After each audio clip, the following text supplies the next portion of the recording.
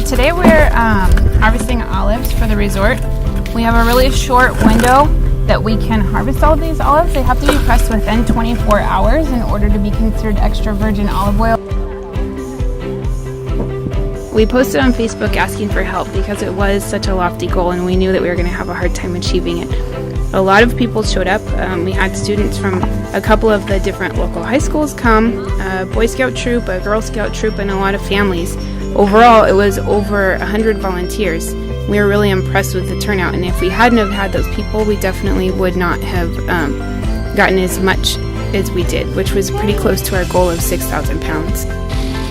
One of the most important tools that we have is our pneumatic olive harvester. Blasts the olives off of the branches. We lay a big net out underneath the whole canopy of the tree, and then even though the olives are going flying, they fall onto the net, and then we're able to gather up sometimes up to 1,000 pounds at a time. So the moment that an olive is picked off of a tree, it starts to break down slightly unless you keep it at refrigerated temperatures. In order to do that, we rented a refrigerated truck and kept it running throughout the day. So when people brought buckets of olives, about every 15 to 30 minutes, we were putting the olives into the refrigerated truck so that we could make sure our oil quality stayed as high as possible.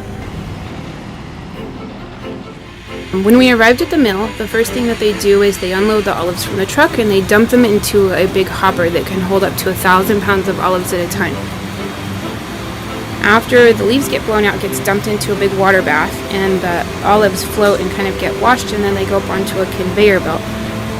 The conveyor belt does one last spray so that they get the last bit of debris off of the olives.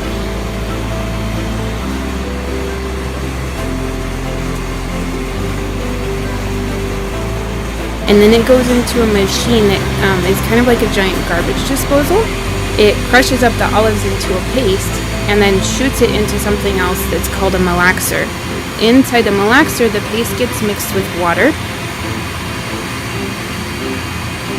The flavor of the olive oil came out really delicious. It was buttery and rich when you first put it in your mouth, and then had a little bit of bite on the tail end that was really just a good finish.